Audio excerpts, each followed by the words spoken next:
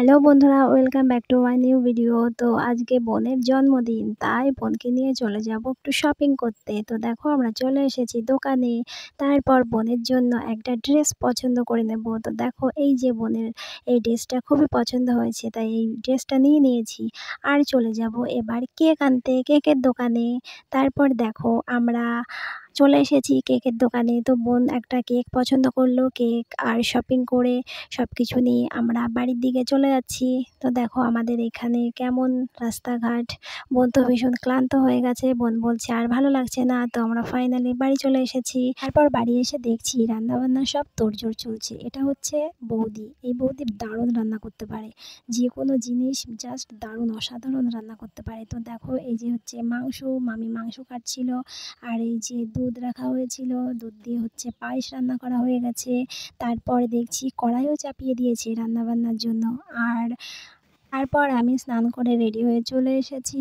এসে দেখছি বোন আর বোনের একটা বান্ধবী আর ভাই সবাই মিলে বেলুন ফোলাতে লেগে গেছে। তো আমি ওদের সাহায্য করলাম। এটা হচ্ছে আমার মামার মেয়ে ও মামার ছেলে, মানে আমার ভাই বোন। আমি আমার ভাই বোনদের খুবই ভালোবাসি, তাই ওদের যে কোনো অনুষ্ঠান, জন্মদিন হোক বা যে কোনো অনুষ্ঠান হোক, আমি সাজানো গোছানো সমস্তটা করি। আমার এসব সাজাতে বা নিজে হাতে করতে আমার খুবই ভালো লাগে। তো আমি বেলুনগুলো ওরকমভাবে ডেকোরেশন করছিলাম।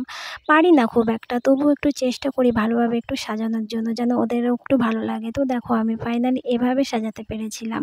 ভাইও আমাকে খুবই হেল্প করছিল বেলুনটা হাতে এগিয়ে দেওয়া, দিদি তুমি এখানে এটা করো, দিদি তুমি ওখানে ওটা করো, দেখো তোমাদের টাটা দিচ্ছিল ভাই। তারপর আমি ভাইকে বললাম ভাই তুমি রেডি হয়ে আসো। তো দেখো ভাই একদম নতুন ড্রেস পরে হাসি হাসি মুখে চলে এসেছে।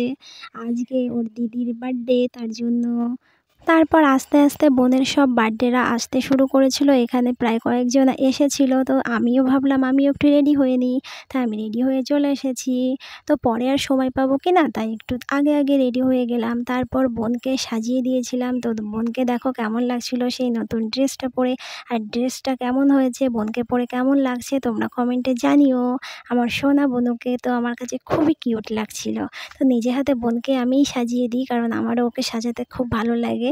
আর আমি যখন ওকে সাজিয়ে দিই আমাকে ও খুব ভালো বলে, কারণ আমাকে বলে দিদি তুমি দারুণ সাজাতে পারো। কিছুক্ষণের মধ্যেই দেখি সবাই প্রায় চলেই এসেছে। তো দেখো অনেক লোক হয়েছিল, বাচ্চা কাচ্চা সবাই। তো এখানে কেক টেক এনে তো আমি সমস্ত কিছু রেডি করে দিয়েছিলাম। এখানে মামি মামা সবাই এসে গেছিলো, বোনকে আশীর্বাদ করছিল।